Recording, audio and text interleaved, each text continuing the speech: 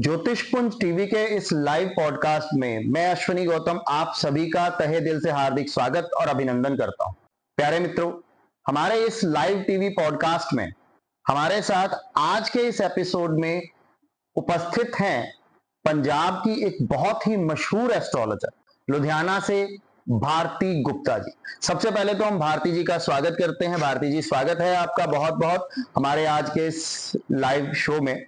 और हम पहले भी हमारे ज्योतिषपुंज टीवी के प्लेटफॉर्म पर भारती जी से 2 बार मुलाकात कर चुके हैं। आज मैं लुधियाना में हूं तो भारती जी से एक बार फिर से बात करने का मौका मिला है। तो बहुत सारी जानकारियां, बहुत सारी चर्चाएं आज हम ज्योतिष को लेकर भारती जी से करेंगे और भारती जी से जानने की कोशिश करेंगे बहुत सारी चीजों के बारे में, इनकी संस्था के बारे में भी जानेंगे और ज्योतिष से जुड़ी हुई बहुत सारी चीजों के बारे में इनसे डिस्कशन करेंगे।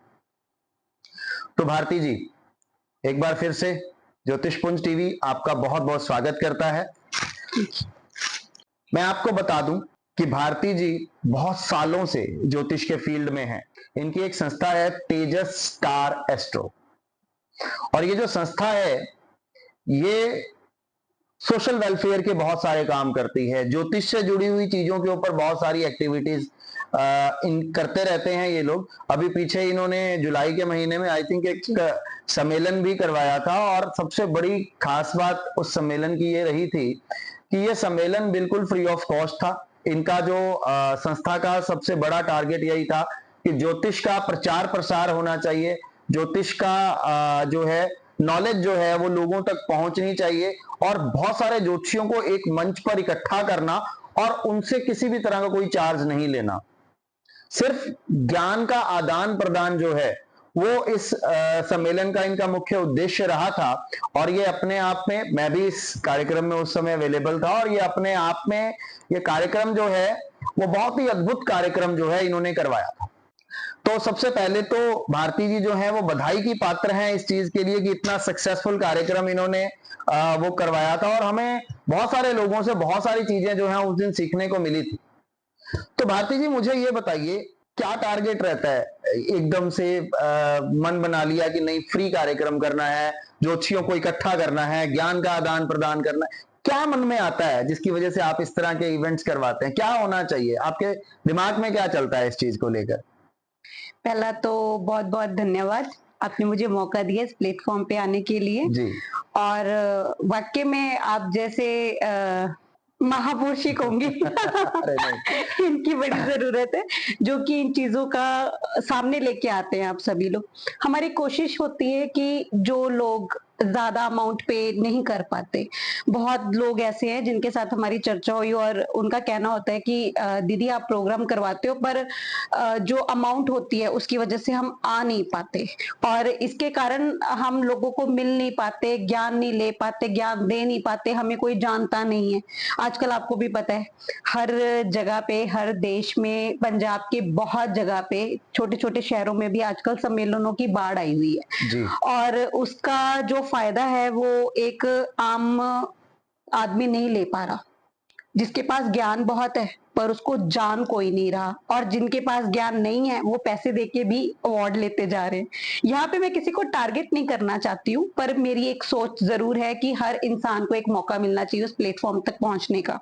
तो वो एक छोटा सा प्रयास आप सभी की मेहनत जो कि रंग लाती है हमेशा, और ग्रुप जो कि हमारा एक परिवार है तेजस परिवार, उसके सहयोग से, आप सबके प्यार से ये बहुत इजी हो गया। और जो लोग बहुत टाइम से कोशिश कर रहे थे यहाँ पे आने की, तो उनको हमने बुलाया, आमने सामने बातचीत हुई, कुछ कन्वर्सेशंस हुई और ज्ञान की प्राप्ति हमें भी हुई और उनको भी हुई।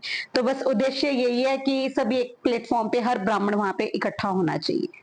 जी, एक बहुत बढ़िया और सराहनीय प्रयास था बहुत सारे देश भर के विद्वानों को इकट्ठा करना और एक ऐसी फैसिलिटी देना कि वहां पर आकर कोई भी अपना जो है ज्ञान का आदान प्रदान कर सके। एक बहुत ही अच्छा कार्यक्रम था। वैसे भी अगर हम देखें, सम्मेलन का मतलब क्या होता है? सम्मेलन का मतलब होता है सम्मिलन, यानी कि एक जैसे लोगों का मिलना। और जब एक जैसे लोग एक ही जगह पर इकट्ठे हो जाते हैं और वहां पर ज्ञान की चर्चा हो, वहां पर ज्ञान का आदान प्रदान हो, तो वो सम्मेलन अपने आप में एक बहुत बड़ा कार्य कर जाता है और अद्भुत रहा। बहुत अच्छा सम्मेलन था। दूसरी बात, मैं भारती जी, आपने जो ये सम्मेलन करवाया या जो आप करवाती हैं, इस तरह के इवेंट्स करवाती हैं, आपकी जो संस्था है तेजस स्टार एस्ट्रो, तेजस स्टार एस्ट्रो क्या सम्मेलनों तक सीमित है या इसके अलावा भी ज्योतिष के लिए कुछ कर रहे हैं, या ज्योतिष से हटके अगर कुछ कर रहे हैं, समाज के लिए कर रहे हैं, कुछ समाज सेवा के लिए कर रहे हैं, तो ऐसा भी कुछ ऐसा टारगेट रहता है तेजस स्टार एस्ट्रो का? जी, बिल्कुल। सभी बहुत अच्छी-अच्छी भावनाओं के साथ हमारे साथ जुड़े हुए हैं। एक ये प्लेटफ़ॉर्म है किसी की मदद के लिए भी, हम आगे बहुत ईज़िली आ सकते हैं। अब जैसे सबको मालूम है कि ये एक संस्था नहीं, ये एक परिवार है। अगर किसी को भी ज़रूरत होती है तो हर महीने हम कुछ छोटी-छोटी अमाउंट इकट्ठी करके राशन की डोनेशन करते हैं। अभी 2 दिन ही हुए हैं, शायद किसी को मैं नाम नहीं लेना चाहूँगी, तो किसी का साइकिल चोरी हुआ, उसको साइकिल लेके दी है। किसी को मेडिसिन की ज़रूरत होती है तो वो हम प्रोवाइड कर देते हैं। 2-3 कुछ ऐसी संस्थाएँ हैं जिनके साथ हम जुड़कर भी काम कर रहे हैं, ताकि हम छोटी-छोटी एक राशि इकट्ठी करके उनकी मदद कर पाएँ। देखिए, ज्योतिष समाज की सेवा के लिए होता है और ज्योतिष के द्वारा हम लोगों को मार्गदर्शन देकर उनका जो है प्रॉब्लम्स को सॉल्व करने की कोशिश करते हैं, जैसा भारती जी से अभी बातचीत भी हो रही थी। लेकिन इसके अलावा अगर हमारी कोई संस्था ऐसी है जो समाज के लिए और भी चीजों में आगे आती, सिर्फ ज्योतिष तक सीमित ना रहना, समाज के विभिन्न वर्गों पे भी काम करना, राशन वितरण, किसी की साइकिल चोरी हो गई, बेचारा गरीब था, उसको दिक्कत थी तो इन्होंने साइकिल भी लेके दे दी, गरीब बच्चों की पढ़ाई का भी ये लोग कई बार खर्चा उठा लेते हैं, गरीब घरों में राशन प्रोवाइड करने का भी ये खर्चा उठा लेते हैं, मिलजुल कर सोशल वेलफेयर का काम करते हैं, लोगों को मार्गदर्शन तो देते ही हैं, उसके साथ भी बहुत सारी चीजों पर तेजस स्टार एस्ट्रो जो है वो काम करता है। तो ये अपने आप में मैं ये कहूंगा कि बहुत ही अद्भुत जो है कार्य है भारती जी द्वारा और तेजस स्टार एस्ट्रो के द्वारा किया जा रहा है। ये तो एक बहुत नॉमिनल सी बात मैं आपसे कर रहा हूं, भारती जी जो काम कर रही हैं उसको लेकर। भारती जी ने सम्मेलन करवाया, भारती जी की संस्था जो है वो सोशल वेलफेयर के काम करती है, ये तो एक नॉर्मल सी बात जो मैंने इनके बारे में बताई आपको, भारती जी के बारे में। लेकिन अब खुद भारती जी के बारे में भी जानते हैं कि भारती जी क्या है। तो मैं आपको बता दूं कि भारती जी एक बहुत ही विद्वान एस्ट्रोलॉजर हैं जो ज्योतिष की बहुत गहन जानकारी रखते हैं। तो आज इस कार्यक्रम के माध्यम से हम ज्योतिष के बारे में भी इनसे चर्चा करेंगे और जानेंगे ज्योतिष से जुड़े हुए बहुत सारे तथ्य। सबसे पहले भारती जी, अभी कुछ दिन बाद सूर्य ग्रहण आ रहा है, क्या कहना चाहेंगे सूर्य ग्रहण के बारे में? कब, कितने बजे और क्या प्रभाव इसका हमारे देश के ऊपर है? जी। ये इस साल का लास्ट सूर्य ग्रहण है। अभी कुछ दिन पहले चंद्र ग्रहण भी निकल कर गया है। इसका जो टाइम है ये रात का टाइम है, 9:15 बजे से लेके लगभग 3:15 बजे के आसपास इसकी समाप्ति का टाइम है। जी और 2 अक्टूबर को ही पितृपक्ष की लास्ट अमावस्या है जी जो पितृपक्ष समाप्त हो जाएंगे और अगले दिन हमारे माता रानी के नवरात्र शुरू हो जाएंगे। जी तो इसमें भी बिल्कुल घबराने की, बिल्कुल डरने की जरूरत नहीं है, क्योंकि भारत में इसका प्रभाव नहीं है, ना ही सूतक काल लगेगा। यूरोपियन देश में इसका असर देखने को जरूर मिलेगा, पर कुछ राशियां ऐसी हैं जिन पे इसका असर देखने को मिल सकता है। जी, इनका कहना यह है कि भारत में जो इस बार सूर्य ग्रहण लग रहा है, ये सूर्य ग्रहण रात 9:15 बजे से लेकर सुबह अर्ली मॉर्निंग 3:15 बजे तक। 3:15 बजे। और चूंकि सूर्य प्रभाव में नहीं होता है इस समय, इसी वजह से यहाँ पर भारत के अंदर सूर्य ग्रहण जो है वो मान्य नहीं होगा। और चूंकि सूर्य ग्रहण मान्य नहीं है, इसी वजह से इसका सूतक जो है वो भी जो है वो नहीं लगने वाला है इस बार। लेकिन कुछ कंट्रीज ऐसी हैं जहां पर इस समय के दौरान सूर्य जो है उदित अवस्था में होगा, तो वहां इसका प्रभाव देखा जा सकता है। जी। तो अगर आपके मन में किसी भी तरह का संशय है कि सूर्य ग्रहण का क्या असर हमारी जिंदगी में हमारे ऊपर इस बार डलने वाला है सूर्य ग्रहण के समय में, तो आप बेफिक्र हो जाइए, क्योंकि सूर्य ग्रहण का प्रभाव भारत के अंदर इस बार मान्य नहीं देखा जा रहा है। लेकिन भारती जी, अभी आपने एक बात कही कि ये जो सूर्य ग्रहण है इसका प्रभाव कुछ राशियों के ऊपर पड़ने वाला है। जी। तो मैं ये जानना चाहता हूं कि कौन सी ऐसी राशियां हैं जिनके ऊपर सूर्य ग्रहण का प्रभाव इस बार देखने को मिल सकता है, और क्या प्रभाव देखने को मिल सकता है? जी, सूर्य हमारी बॉडी में आत्मा का कारक होता है। जी। अगर किसी भी जातक की कुंडली में सूर्य राहु, सूर्य केतु, सूर्य शनि इकट्ठा हो जन्म से, और जिनकी भी सूर्य की महादशा अंतरदशा चल रही होगी या नीच के सूर्य बैठे होंगे, तो उन पर इनका प्रभाव देखने को आ सकता है। मानसिक अशांति का होना, सरकारी उलझने बढ़ना, चलते हुए काम में रुकावट होना, ऐसी चीजों में उनको दिक्कतें आ सकती हैं। बोन प्रॉब्लम होना, हड्डियों की दिक्कतें आना, ये भी देखने को मिल सकता है। कम से कम 15 से 20 दिन सरकारी कामों में कोई उलझने आ सकती हैं, तो इसमें अपना बचाव करने की जरूरत है। तो आपको सिर्फ अलर्ट रहना है। सूर्य का प्रभाव, सूर्य ग्रहण का प्रभाव भारत के अंदर नहीं देखने को मिलेगा आपको, लेकिन फिर भी हमें कुछ प्रिकॉशंस लेना है। जी, हमें कुछ प्रिकॉशंस लेना है। वो सभी राशियों के लिए है कि सूर्य, क्योंकि उस समय आई थिंक नीच अवस्था में या नीच अभिलाषी भी होगा। हाँ जी, आने वाले कुछ वक्त में देखा हाँ, जाएगा। तो नीच अभिलाषी भी होगा गोचर में, तो वहां पर भी हमें ये देखना है कि उस समय उसको ग्रहण लग रहा है, उसका प्रभाव हमारे देश में नहीं है, परंतु फिर भी हमें सरकारी कामों में थोड़ी सी सावधानी बरतने की जरूरत है। और ये सभी राशि के लिए यहाँ पर जो है इनकी इंस्ट्रक्शंस हैं कि सभी राशि वालों को थोड़ा सा इस समय ध्यान रखने की जरूरत है। जी, ज्योतिष कितने समय से भारती जी कर रहे हैं आप? सर मुझे 23 साल हो गए मार्केट में ज्योतिष करते हुए। 23 साल एक बहुत ही लंबी अवधि होती है ज्योतिष के द्वारा लोगों का मार्गदर्शन करने में।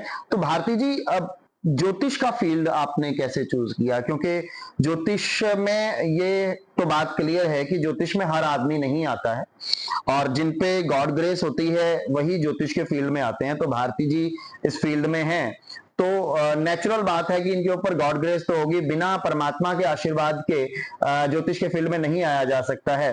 तो क्या ऐसी स्थितियां रही कि आप ज्योतिष के फील्ड में आए, और या क्या मन के अंदर इस तरह की भावनाएं जागृत हुई कि आप ज्योतिष के फील्ड में आए?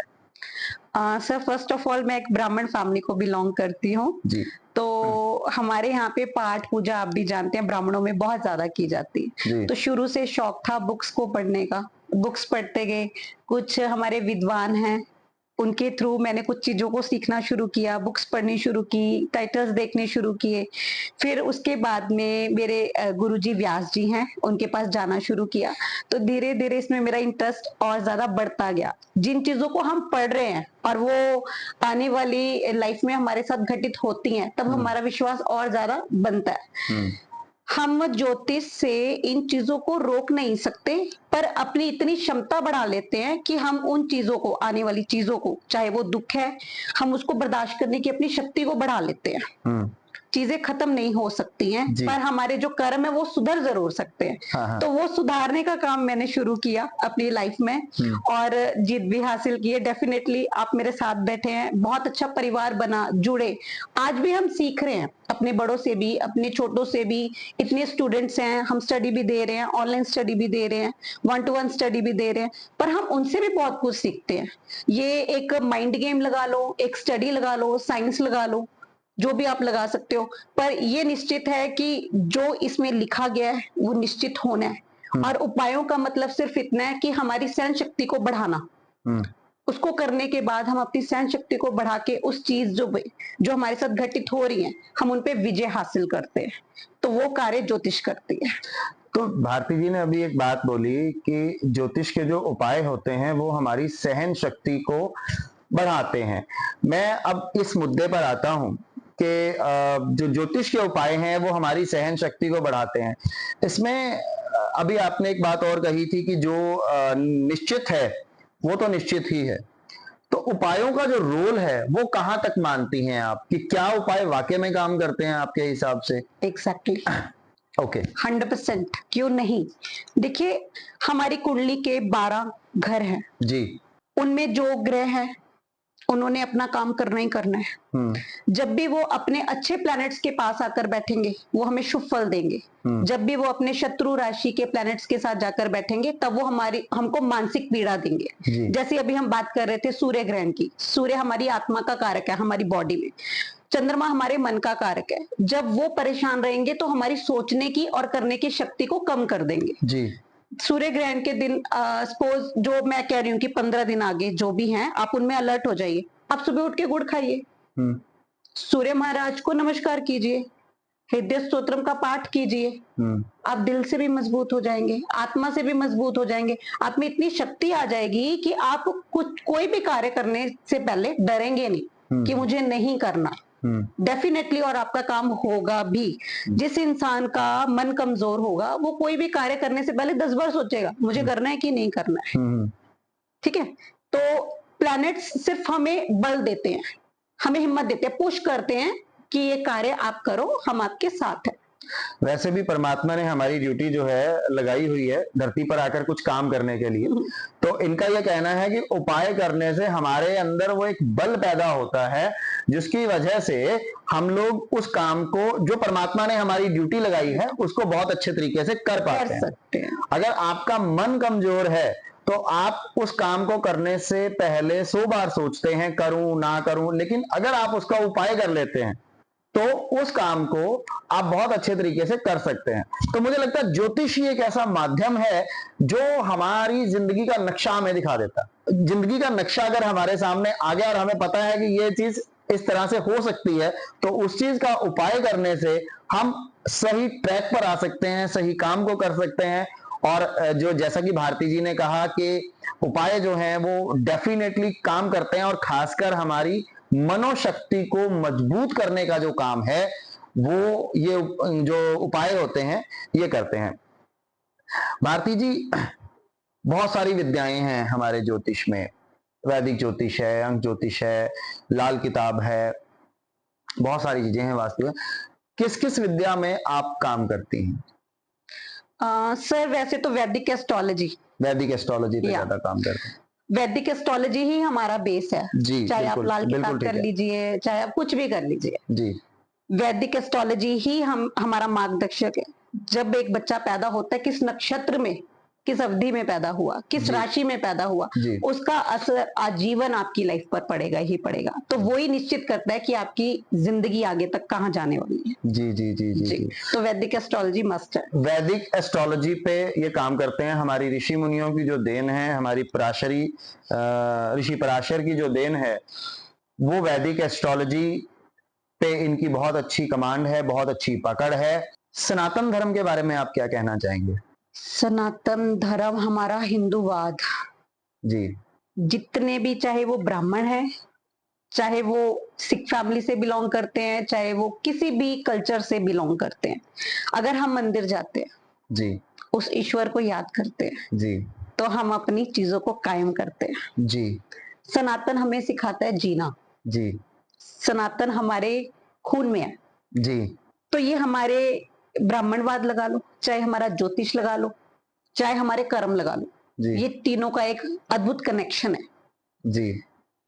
मंदिर में बैठा एक ब्राह्मण हमें ये बताता है कि आप गौशाला जाओ और गाय की सेवा करो जी। छोटे छोटे पक्षियों को आप दाना डालो, जो जीव जंतु बोल नहीं सकते, कुछ कर नहीं सकते, डॉग फीडिंग करवाते हैं हम, शनि अच्छा हो जाता है जी। बर्ड्स को, पिजन को हम फीडिंग कराते हैं जी, आपका बुद्ध अच्छा हो जाता है। आप गौशाला जाओ जी, आपका शुक्र बुद्ध अच्छा हो जाएगा। ये भी तो हमारे सनातन ने दिया ना। अगर हमारे बड़े बुजुर्गों ने हमें सिखाया जी, तो ये इस चीज ब्राह्मणवाद में भी आई जी। वो चाहे किसी भी जात से हो, उसका संबंध किसी से नहीं है, संबंध सिर्फ हमारे कर्मों को सुधारने से है। सनातन हमें सिखाता है, सनातन हमें यह सिखाता है कि हमारे कर्मों को हमें अच्छा रखना है। और ज्योतिष के जो उपाय हम लोग करवाते हैं, चाहे बर्ड फीडिंग करवाते हैं, कुत्ते को रोटी खिलाते हैं, या कोई भी काम, हमारे सनातन ने हमें ये संस्कार दिए हैं कि हम दूसरों का भला करें, दूसरों का कल्याण करें, दूसरों के प्रति प्रेम भावना, दूसरों के प्रति सत्कार और दूसरों के प्रति जो है एक करुणा, ये हमारे सनातन संस्कृति की एक देन है। और इसीलिए ज्योतिष को अच्छा भी माना जाता है, क्योंकि यहाँ पर जो उपाय होते हैं वो दूसरे जीव जंतुओं के माध्यम से दूसरे जीव जंतुओं को के लिए भोजन की व्यवस्था करनी हो, या उनके लिए एक दयापूर्ण करुणापूर्ण भावना के माध्यम से हम ये कह सकते हैं कि हम ग्रहों को अच्छा कर रहे हैं। लेकिन एक्चुअल में हमारा सनातन संस्कृति ने जो हमें सिखाया कि हमें दूसरों के लिए हमेशा अच्छा ही सोचना चाहिए। जो प्राणी इस धरती पर आए हैं, कहीं ना कहीं परमात्मा ने उनके खाने का, उनके रहने का जो इंतजाम है वो कर रखा है। वो हमारे सनातन में ये कहा गया है कि हमारा ही एक माध्यम रहता है, जो परमात्मा ने हम एक माध्यम बनाया है, करने वाला तो परमात्मा ही है, लेकिन ये संस्कार सनातन संस्कृति की ही देन है। बिल्कुल। भारती जी के जो विचार है ना, उनसे मैं बहुत प्रभावित हूं बेसिकली, क्योंकि इतना गहरा ज्ञान, और सबसे बड़ी बात इनके अंदर जो मुझे लगती है कि सरलता जो है वो बहुत ज्यादा है। अपने सरल स्वभाव की वजह से लुधियाना के अंदर एक बहुत ही अच्छी, इन्होंने कह सकते हैं कि इनका बहुत अच्छा सर्कल है।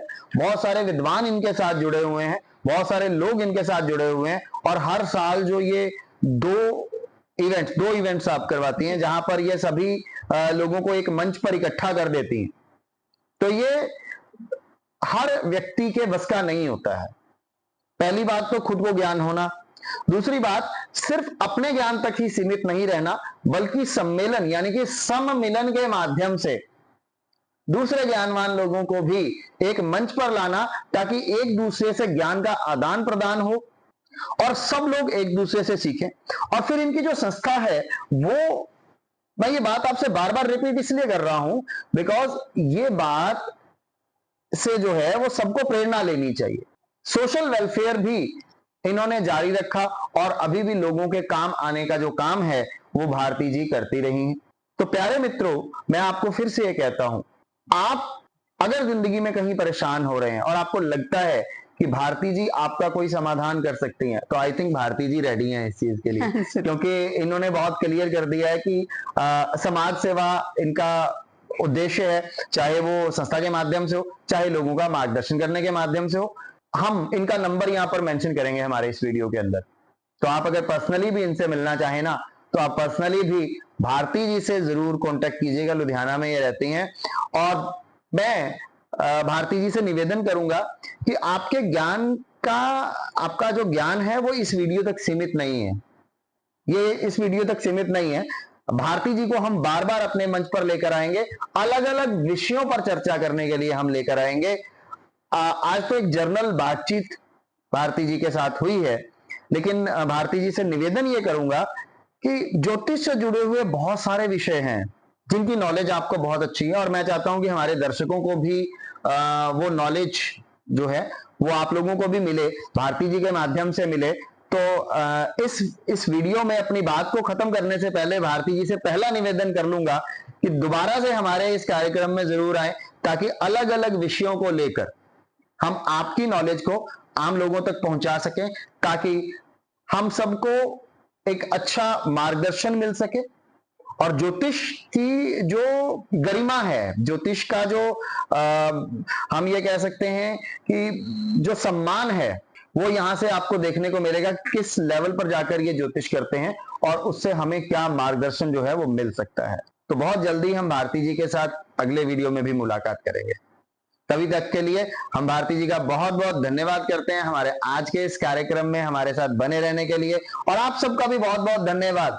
हमें जो इतना मान प्यार सम्मान ज्योतिषपुंज टीवी को आप देते हैं, इसके लिए आप सबका भी बहुत बहुत धन्यवाद। और प्यारे मित्रों, अगर आपको लगता है कि आप भारती जी से दोबारा मिलना चाहते हैं, या भारती जी से आप कुछ सवाल करना चाहते हैं, कुछ ज्योतिष के बारे में जानना चाहते हैं, तो नीचे कमेंट बॉक्स ओपन है।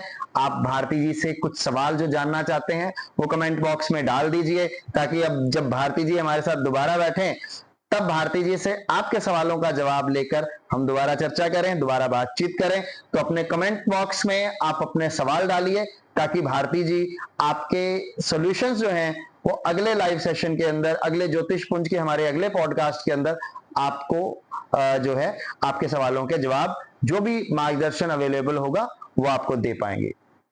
इजाजत दीजिए, अगली वीडियो में फिर से आपसे मिलते हैं। और बहुत बहुत धन्यवाद भारती जी हमारे इस प्रोग्राम में बने रहने के लिए। आप सबका बहुत बहुत धन्यवाद हमारे इस कार्यक्रम को देखने के लिए। बने रहिए, शेयर करते रहिए और अपना मान प्यार सम्मान हमेशा इसी तरह से देते रहिए। धन्यवाद।